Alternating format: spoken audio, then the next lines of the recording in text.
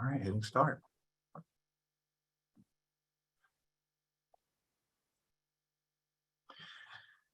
All right, welcome folks. I see some people logging on currently. We'll give maybe 30 seconds or so for folks to log on, hit the button, get their audio, how they would like to see it, whether it be on their phone or on their mobile device or laptop or PC or desktop computer. Every year, our office, New Student Family Programs, we welcome hundreds of new incoming transfer students to UNC Chapel Hill and to this campus. And along with them, we welcome their families. Their families are still some of their greatest supporters, even though they might be nearby here in Chapel Hill or afar, whether they're international or out-of-state families. So we want to say thank you for taking the time to log in to hopefully cover some questions you may have for our guest today about transfer student success. We have our specific orientation for transfer students, and whether you went to that or not, hopefully this helps provide some clarity and shed some light on a resource for them. To help answer some of your questions today, we have a fantastic guest who's agreed to be here to share some knowledge, Luke Fayard of the Center for Student Success. His title, Luke, correct me if I'm wrong, Transfer Student Success Coordinator. Correct. It's transfer student coordinator. So I mislead a lot of people into thinking I advise or work in admissions. If I could choose, I would choose that title. So I'll let you roll. I'll let you roll with it because that's really what I do, much more than what my actual title, connotes. Awesome. Well, I love that, right? Like I'll add that success in there anytime. There you go. Well, why don't we go ahead and turn it over to you? If you could just tell us about you and your role specifically and how you and Center for Student Success help our transfer students, and maybe share some things that families can tuck in their back pocket, right? To help them and you get their students to graduation. Sure, you got it. Welcome everybody. I so appreciate you being here. I'm more than happy to be here with you. I don't shy away from speaking with families because I so value families that support their students. You think, of course we do, but you'd be surprised how many don't. So I love that y'all are here and I'm happy to help you however I can.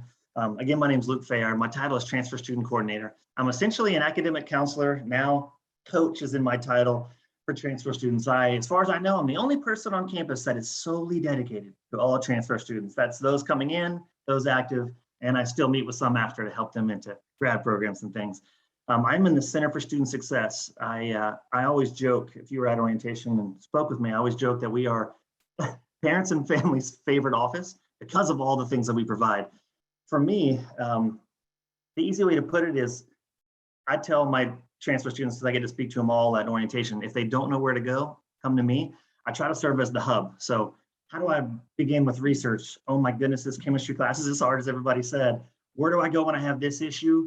I'm navigating this relationship, that whatever it may be. Now, I'm not a trained counselor, but a lot of my students try to use me that way. I will speak to a student about anything. It often comes down to the academics of UNC. My time management is not what I thought it was because at UNC, you hit the ground running. How do I get involved? How do I start with finding internships versus them scouring the internet and knocking door to door? I got buddies all over campus because I run my mouth a lot trying to advocate for transfer. So I plug students in all over the place. There's not a question that'll make me blush or that I won't at least try to answer.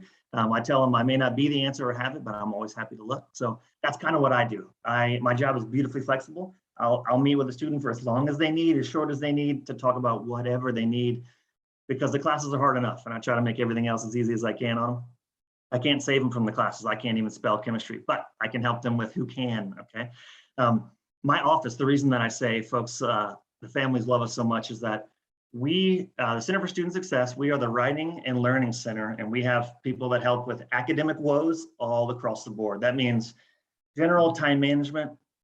How do I approach this exam? I'm not doing well. Maybe I'm not studying the right way. Note taking, reading more efficiently. The general stuff that surprises people at UNC.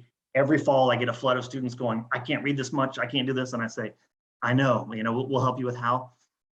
All the way to the specifics. We have an organic chemist on staff, PhD in chemistry, Ben, who is waiting to help coach them through how to approach the hardest class at any institution, organic chemistry. We have a math specialist, physics specialist. Our biology specialist has been part-time for a little bit and is now coming back, one of the greatest folks you'll ever meet.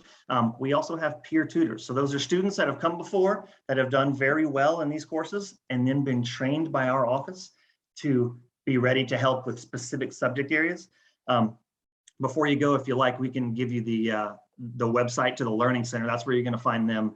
On the other side of the house, we have the Writing Center, just what you'd expect, but more. So a lot of places you go to the Writing Center and they want to see, what's your thesis? Give me your paper, I'll proofread it. My buddies in the Writing Center are not that way. They'll say any portion of any part of the process, as well as any writing. So people write for the Daily Tar Heel and it has nothing to do with school, they can bring that. They're writing personal things, whatever it may be, they can bring that as well. You can show up, you got to make an appointment, but you can show up with them, some of the sharpest folks they'll ever meet, and say, I don't know where to begin, or is my thesis strong? They can also submit this work online. So if you bring this up to your student and they say, I don't have time, tell them they're wrong. And I can get you all the link of how they can submit the stuff online. And within about 2 days, generally, they get a turnaround and they have pointers on their papers from people that probably know their professors. A good example of that is Jackie Stone, our math specialist. She got her grad degree in math at UNC. She's one of the few that the professors know her, like her, and send her their syllabi. So she knows what's coming every term, and she's really well equipped to help them prepare for whatever that scary math class they have coming may be. So our office, essentially, if you hear anything in the realm of academics that your student's struggling with, please feel free. You reach out, send them my way, send me their email, and I will bug them for you. I have no problem invading their space to try to help. That's the quick scoop, but hopefully I covered enough for you to understand the picture of our office and at least what I try to be for our transfer friends. Luke, that's awesome. Thank you for sharing all that. And as you were doing that, I'll point our attendees to the chat. I dropped in some websites, the Center for Student Success main webpage, contact information, including Luke's information, which is on there. Okay. And then some of the different components that make up the Center for Student Success you mentioned, Luke, right? The Learning Center and the Writing Center. Those web links are there, as well as more direct information about transfer students and resources for those folks, which is who I imagine a lot of these families are who are here today and will watch this, may want to know about. So a plethora of things for them to engage in, not just for transfer students, but for all students, which is fantastic. One of the things I heard you say, I heard about, writing, I heard about peer mentoring around specific subjects. I heard about, you mentioned like, how do I seek internships or career related things? I wonder if you could maybe share with some of the families here. And before I do, families who are watching and listening, again, excuse me, this is about asking Luke questions. So if you have questions, drop those in the chat or drop those in the Q&A function at the bottom of your screen if you're on a desktop application. They will be visible for everyone to see. So if you do see questions on there, you might say ditto, or you can upvote if it's a question that matters to you. So to get us going again, I'll ask one more question. What are some of the common things that come across your desk or from transfer students that knock on your door or email you saying, hey, here is what I'm dealing with? Can you maybe mention one or two that are common that families can be aware of and help? Yeah. You said peer mentoring. I forgot to mention that. I mentioned peer tutoring. Actually, I am now going to what will be first full year of putting together a peer mentoring program for transfer students as well. So I'll be sending them information about that. So that's one other thing. It's funny that I forgot that because that's part of my gig, but it's new. Common themes for transfer students are, I don't have enough time to get to travel. I'm worried of getting enough done in my time while I'm here. So some of the advice I always give is decide early what you want to do and let us help you with that. That's part of why I push that with students. Do you want to do this? Come see me, because they feel the pressure. They assume they only have a certain amount of time, which if you hear this from your student, tell them to reach out to me. 9.5 out of 10 transfer students have 2 more terms than they expect to have at UNC. And that changes everything. Their perspective for, oh, maybe I can travel for a term instead of feeling like I'm missing out. That feeling of being behind and missing out is real. One of the most prevalent themes that I like to address, because it holds so much weight and power over folks at times. I lived it in grad school. A lot of our students deal with what's called imposter syndrome. If you haven't heard of it, it's essentially you've done everything that you need to prove to yourself and everyone else that you belong, but you just don't believe it. And students get here, they're so excited, they get to that first exam, they don't get what they expected. They get to their first assignment and they can't believe that they're able to read that much, whatever it may be, and they feel like they don't belong. So if you feel whispers of that, remind them, admissions spends so much time on every application. So this is what I preach at them at orientation. They spend so much time on every application. The students have done everything they need to prove it. I have this conversation once a day in the fall. I have students show up in my doorway and say, do you remember that thing you said about imposter syndrome? So, excuse me, keep that in mind. Unfortunately, part of the feeling like they're at a deficit, I hear students struggling to make friends. A lot of that comes down to the way they're managing their time, which is what I and my team can help with as well. There are so many opportunities to make friends. I tell students all the time, don't be picky with which one you go to. Just go, put yourself out there if you can. Part of the pressure is they're like, well, I don't have as much time. And first years had all this time to make friends. It's a natural thing to think. We have so many opportunities. We have the Tar Heel Transfer is a huge student group. My mentor program, it's a way to just meet somebody. The way I run the mentor program, I almost called it Transfer Friends, but people don't really like my style. I'm pretty casual about everything. I put on a collar just because I love Justin. I was trying to look presentable for y'all. I just want students to be there for other students. I have students that are going to be mentors that have struggled a lot because it's reality at a place like this, right? So that's a way to make friends. And that's something that I hear pretty often. You asked for 3, I'm going to give you one more.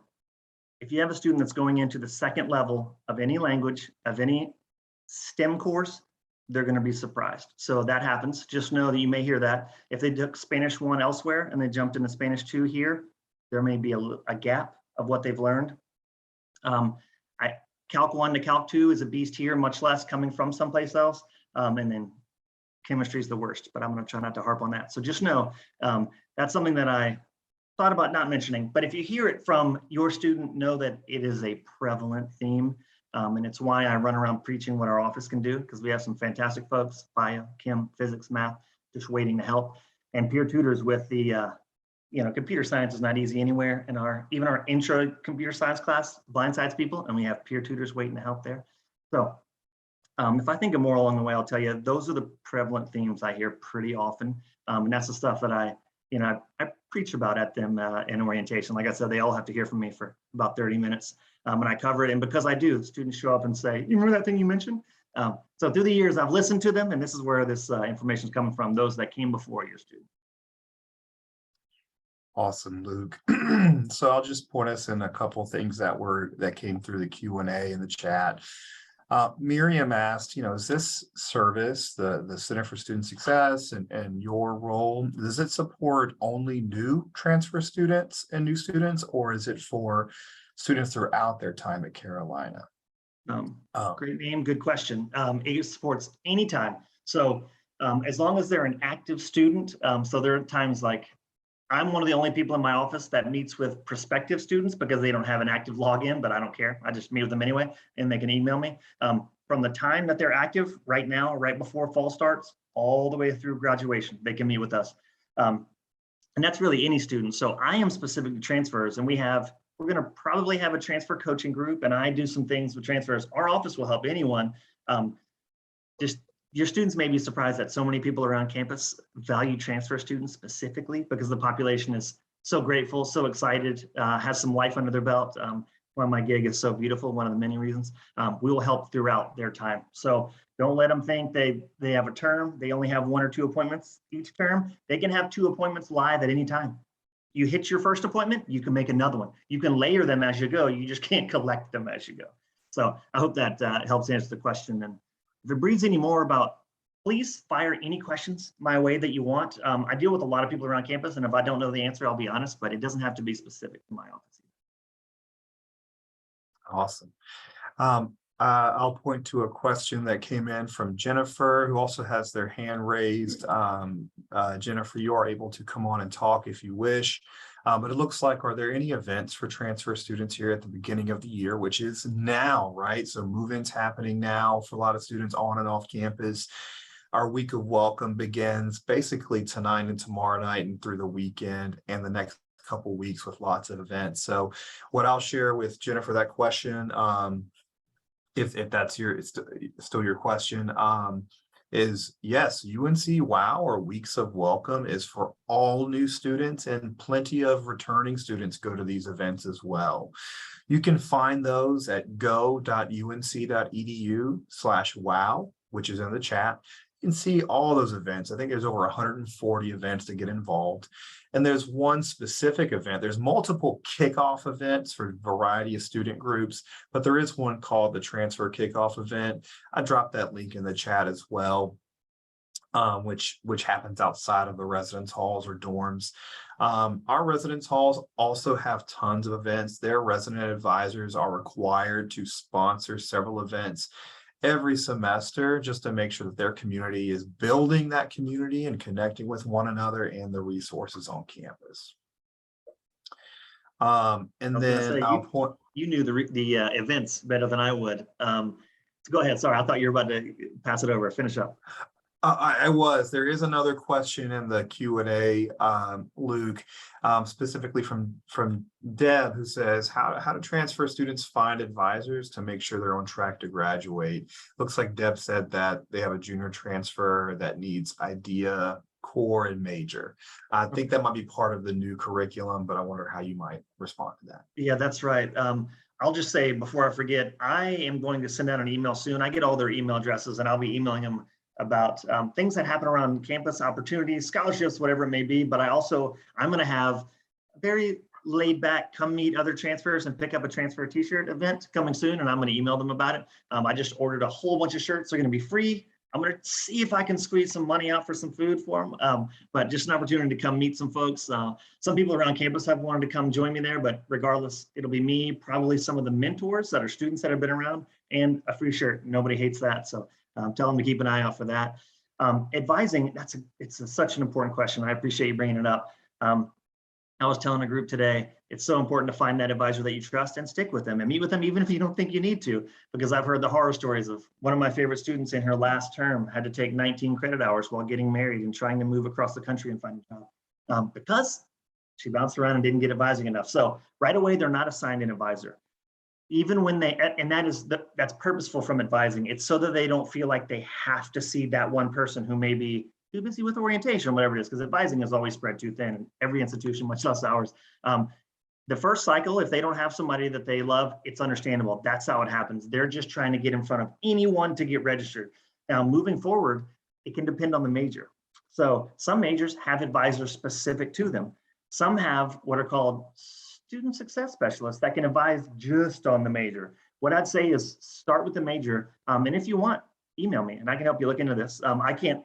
These things change. There are certain majors I know of, like our biology advisors are gold. And he loves, one of them, his name is Dr. Shimmer, loves transfer students so much he shows up to meetings with me.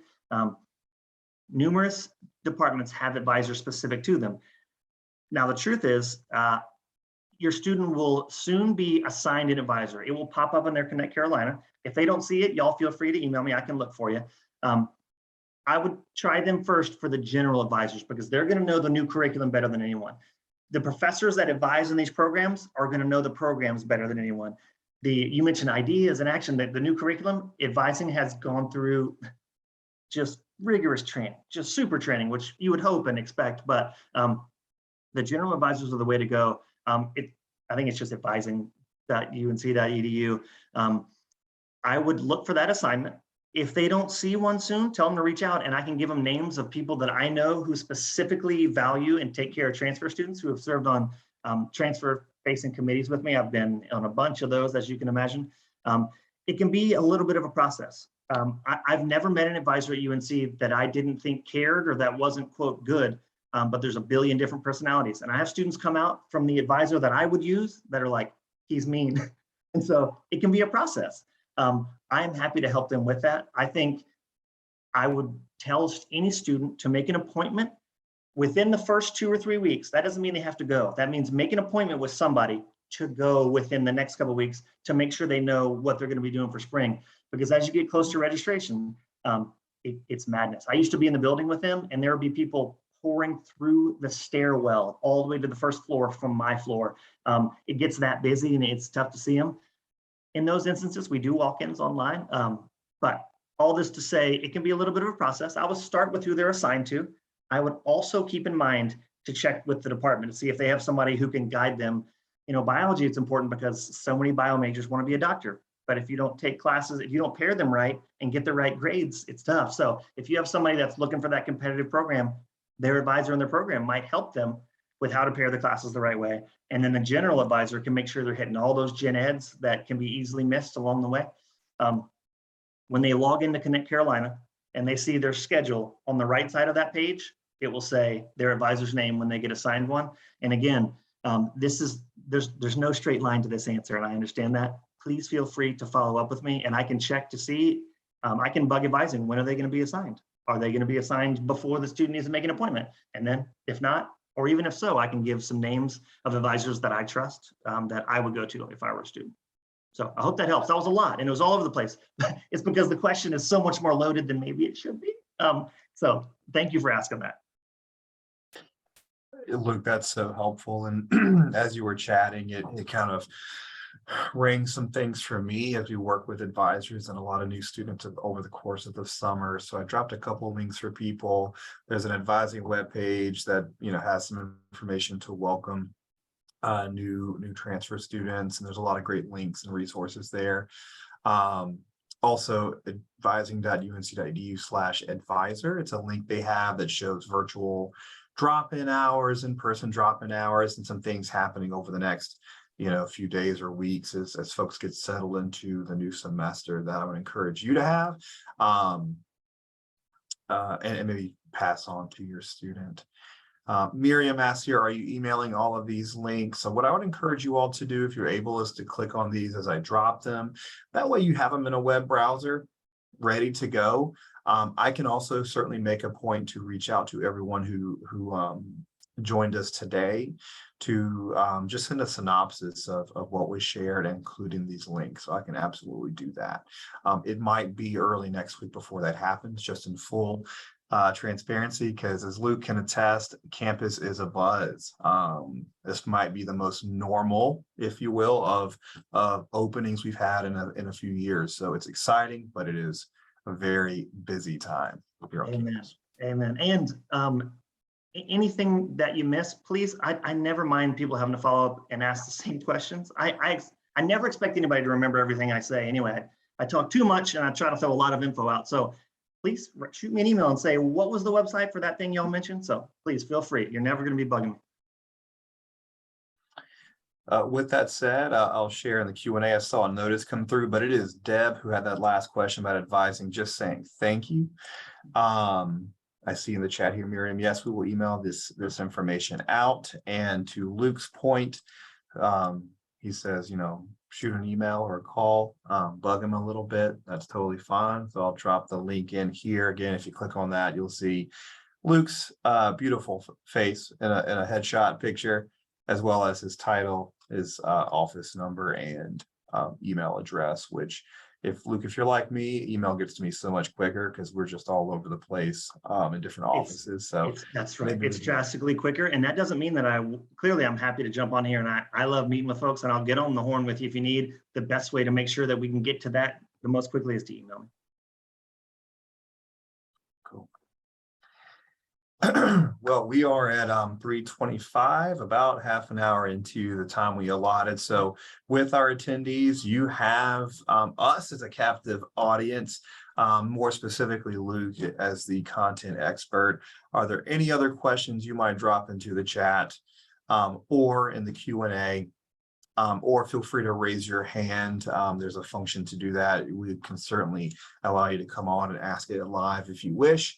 To Luke, as you think about having your transfer student here in the coming days at Chapel Hill. And I'll give it just a few seconds or so for you to drop those in. As y'all do that, I'll just tell you, I mentioned that students have more time than they think. And part of the reason I harp on this is because it's so prevalent. Legitimately, 9 out of 10 students go, what do you mean I have that much time? I mean, even down to career services, their top couple things that they look for students, like businesses these days, they do all the research, is do you have an understanding of culture beyond your own, right? So I always want students to take a chance to travel. Students think they have to go for a year or a term. We have ways to travel where we pay for it and you go for a week and you get to go, change your perspective on the world and maybe help a community and learn some things. Any student that comes in with 30 plus credits taken post high school, that means none of the AP scores, we don't count those. Don't ask why. If it were up to me, we would. 30 plus credits post high school immediately are awarded 2 more semesters. So we have something, and I know your students heard this, at least I hope so. If they haven't, please send them to me. It's called the 8 semester rule, right? 2 terms freshman, 2 terms sophomore, 2 terms junior, right? The summers don't count, but we have that rule. For transfers that come in with 30 plus credits taken post high school, they immediately get a 9th and 10th semester without having to apply for it. Now, I'm not asking if your student's going to get financial aid, so you don't have to tell me. If any of your students are part of the covenant, and if you've never heard of it, they're not, so don't worry about it. If they are, they need to speak with the covenant about staying a little longer because they're covering so much of the tuition. And I have a name for you if they are, and please email me. Her name's Ann Trollinger. She is also one of those transfer student warriors that's always trying to see what she can do to help. So I say that because I don't want students not trying for that internship because they don't think they have time, not traveling because they don't think they have time. I get the desire to be at UNC, and that's what happens. Not only I only have 2 years, but I only have 2 years and I want to spend it here. I want to enjoy the camaraderie, beating Duke and Rush and Franklin, all the goodies. But there are so many more opportunities to do it than they believe. So I just wanted to fill in the dead airspace with that to, plant the seed. There you go, Ann Trollinger, and she is gold. I love that, Luke, you mentioned at least twice now that there are these transfer student warriors, right? The folks who have been involved in committees, task forces, programs that have partnered with you to support the special needs transfer students may present as they get here to campus, coming from another institution. So I love that. I think that if families who are on here now or watch this later know that there's a culture of care where there are professionals here who may have been transfer students themselves or a host of other identities that really care about students and their different stories. And we certainly try to provide a personal touch. I think if we know that they're a transfer student, oh man, well, we're going to send them to Luke or someone who may have had some experience or have worked to support students like that in the past. Yeah, it's a Miriam prevalent has theme. I thought I was going to be swimming upstream, to be totally honest. I came from working with community college students on the other side of the transfer process for about 15 years, and I thought I'd get to UNC and there'd be a bunch of PhDs much sharper than I that didn't really care, because when I first got here, there are professors that don't even know that we allow transfers. Okay, so that happens. But as far as the rest of us go, where the taking care of students actually happens, it's a beautiful thing. I have not had to swim upstream one bit. I have people asking me to go train their staff in the libraries on what it means to help a transfer student. I'm doing that for our peer mentors. I have these invites all the time, and that in and of itself, taking up their meetings for me to go shed light on what our population is, because there is no general, you can't put a transfer student in a box. They assume that they're 20 years old with 60 credits. I've had a 78-year-old woman in my transfer program before. So it's all over the place, right? And so the fact these things are constant, it's easy for transfers to feel like they're not seen or cared for. It's not true, but I understand why they think that. So yeah, that's why I've mentioned it a couple of times. It's been a beautiful thing. I'm dropping a link here to respond to a question, and Luke, you may have some specific information. Miriam's asking about. I saw it. Yeah, that one popped up. I saw it. Thank you, man. It's another good one. It's almost impossible to answer without just saying it's across the board. So there are some that'll say, if you want this Phillips Ambassador's Travel Scholarship, you apply right now for next term. Some are at the end of the term. It really depends on where the student wants to go, how long do they want to go. What Justin was saying is right. Study abroad is a great place to start. It's like a general place, and they're going to know, even if they don't house the program, they'll know how to plug the student in. Just like there's something called the Office of Undergraduate Research. One of my buddies, Bob Pleasant's, sitting there waiting. Wait, I say that like he's not busy. He wants students to come ask him, where do I begin? to start doing research, and he'll go, what are you interested in, right? So I would start with study abroad. I would also ask somebody in that student's program, if what they want to do is take a specific class elsewhere, they're often surprised. I had a student that came through a program with me that was so excited. She was going to get to go to Hong Kong for computer science class. It wasn't a cultural class. It wasn't a language. She was so excited that computer science had this program to send them there. Then there are, of course, the ones you'd expect. English goes to England, right? And they have these different things, but there's a lot of different ones. There are even travel opportunities and scholarships that go through Honors Carolina, and you don't have to be a member of Honors Carolina. There are some, the Campus Y, which is full of student groups dedicated to social justice. Beautiful things they're doing. They come up with travel opportunities. Tell your student the Office of Study Abroad is probably the best place to start. Then if they have a contact in their department, and if they don't, tell them to reach out and I'll find one. And from there, I'll meet with them and they can tell me, well, this is what I'm interested in. And then I can say if I know somebody that does that or not. One of the best examples of it benefiting students that I'm very blessed to get to know a lot of people around campus. I had a student coming out of the pandemic say, I'll never get into med school because I can't get a research opportunity. There's no research going on right now. And that biology advisor, Giddy Shimmer, who loves transfer students, I happen to know him well. And I said, he had a research program going on. And I said, you need to take this student. She's gold. And she is, and she got it. And now everything's going how she expected it to go. So that's not to say I have a magic wand, but I'm very willing, and you just never know. Ask everybody and start. When students ask me, I'm a little bit of a smart enough, so I say ask yesterday, right? Because you just never know when they're going to say you need to apply. Some will let transfer students apply without a GPA, some won't. And we need to figure these things out now. So it'll depend on where they want to go, how long they want to go, and let's just keep asking those questions. Luke, there was one in the Q&A, and I dropped a link, and it may have moved it to the answered column. But Allison asked, when will you be assigning mentors? So it sounds like maybe you mentioned something about some mentorship opportunities for transfer students or peer mentors in the center. That's right. What can you share there? Well, what I do last year, we were scraping it up quickly. I didn't get to recruit mentors at the end of last spring. I'm going to spare you the details. We're kind of merging a couple of programs that run differently, and I have to do them separately. And what I'm going to be doing, long story short, is either Monday or Tuesday, I'm going to send out invitations to brand new students, and I have all their emails, to say, are you interested in having a mentor? This is what it can entail, right? To try to make sure they understand what it means, because a lot of people and a lot of people overvalue the term mentor. It doesn't have to be anything stiff, right? I've mentored students in a billion different ways, and I'm also going to send out invitations to certain students that I know, but also all of the students that were active previously, to see who wants to be a mentor. It usually happens pretty quickly.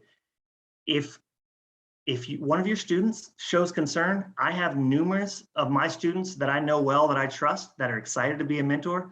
I can just go ahead and connect them. So please feel free to reach out to me if you're getting a sense that they're not meeting folks or they want somebody more quickly, because realistically, this round, I don't see them being actually paired for 3 weeks, honestly. So I will be reaching out and saying I'm here while I'm trying to pair them. I work with an outside company who runs these softwares and all this stuff, smarter people than myself. I want it to be rolling by the beginning of the 4th week. And if it can happen earlier, I'll do it. What I don't want to do is send out emails. Students miss it because of, like what Justin's saying, it's madness, but it's beautiful madness happening on campus for a while. And there's so many emails and so many things. And then I'll have students go, what about me? So I've got to try to walk that line, but within the first month, if it's not up and running, something has happened. So I'm trying to move very quickly on it. And I was actually speaking with some folks that are giving me a specific group of mentors, transfer students, about trying to get their invite out tomorrow. I don't know if I'll do that, but I'll certainly have invitations going out early next week. If they don't see it, if they're not getting emails from me, let me know. I'll add them to the list.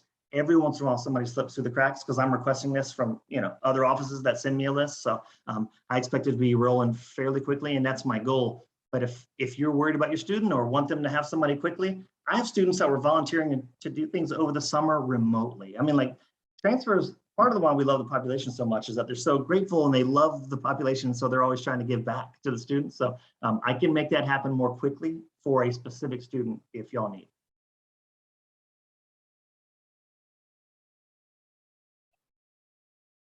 Very cool.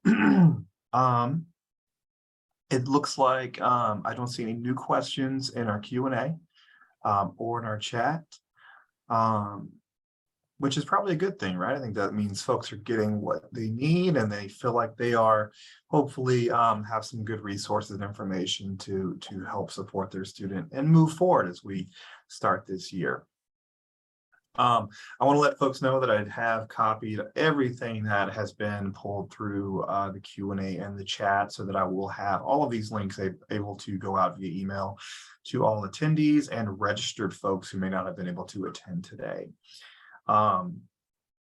Since we're at kind of that point in the latter part of the hour, and we've seems like questions have slowed, I'll kind of move us to concluding today's Ask Me Anything chat.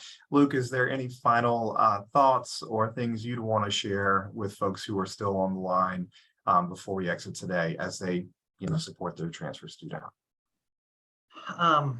So many things, and I'll try to keep it brief, which is not one of my strengths.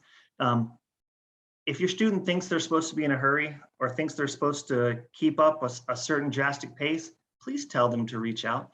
I can't tell you how many students have regretted taking too many credit hours. I've never met a student who regretted only taking 12 or 13, not ever. Okay, I've been here 5.5 years, spoken with thousands of students. On time, students start getting a little older. They see 24 is that magic number where people start panicking. On time is as relative as it can be. So tell your student not to be in a hurry, and don't assume, and they've already heard this from me, but they hear a lot at orientation, don't assume that you have to graduate at a certain time for many reasons. I already told you about the credits and getting extra terms, but also students get caught up in, doesn't UNC expect this of me? We're here for them, not the other way around, okay? So tell them not to be in a hurry. Tell them as quickly as they can, because they're gonna hit the ground running. If they're nervous about a subject, look into a resource or get a hold of me and I'll help them. Look into whatever that is within the first, I'm going to say 2 weeks, but I got to tell you, UNC, people come in every term and go, Luke, you said we'd hit the ground running. We are sprinting immediately. Tell them not to wait on the things they want to know before they start going, oh my gosh, that first, you'll hear them say midterm. We call everything a midterm for some reason. We're like 3 weeks in, midterm exam. I don't know why either. Those things come faster than students expect. And then a term goes by and they haven't met the friends they want, started looking into travel. The earlier they do all these things and plan out their education, the way I put it to them is decide early what is going to be success for you at UNC, and let's make a plan and let us help. For me, success is traveling if you want, getting the grades you need to graduate and get that job. To some, it's getting all A's, whatever that may be. Make a plan of how you're going to be, what you want to be, how you want to look back at your time, and do it very quickly. Okay. It's why I say when people ask me when to start, I say yesterday, because, Justin can attest. I tell students, being a student is like being a parent. A day can last a year and a year goes by like a day. And it's so real when they're so busy. And I'm heartbroken for somebody that comes in and says, I've been here for, 3 terms. I don't have any friends. I haven't set up anything to do for travel because I just let the terms come. And then I get so busy and then they're gone because they will be that busy.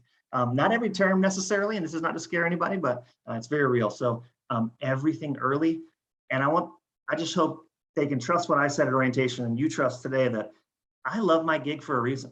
My wife jumped ship on education, is now making money and wondering if I'm going to do it, and I don't want to.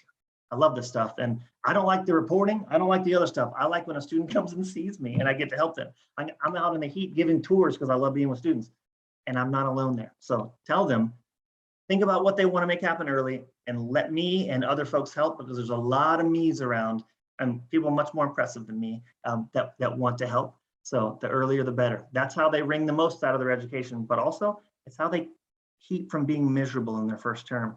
And that first term can cast a long shadow or shine a bright light on the rest of the time here. And I've seen it both ways many times. All right, I'm gonna stop. I can get into a transfer sermon on you, and I'm not gonna do that. Luke, thanks for that. That's helpful to know. And what I take from that is, earlier rather than later, right? Lean on those resources. There's a lot of talented students here at Carolina who've done so well in their previous ventures. And this isn't to say they won't do well here. I think there's, they're not used to asking for help or looking or leaning on resources. just because somebody does that doesn't mean they need help. It just means that they are getting ahead of the game, that they are leveraging a lot of the great things they either pay for already in their student fees or that just exist, right? So please, earlier rather than later, lean on those advisors, lean on those resources, lean on Luke, share that with your students. I did see we had somebody pop in a little bit later, so just know that we are closing out, but I will be sending this recording as well as all of the links and information shared today via email to all attendees and those who registered but couldn't come.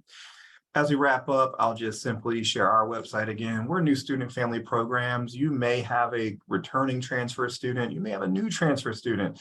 Know that we are here for you as a family member to help support you and give you good information. You can email us at families@unc.edu. We have multiple eyes on that inbox all the time to respond to you or shoot you a call just to help develop a plan to make this big place feel a little bit smaller.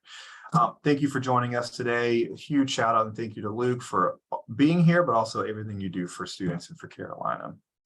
Y'all take care, be well, and go Heels.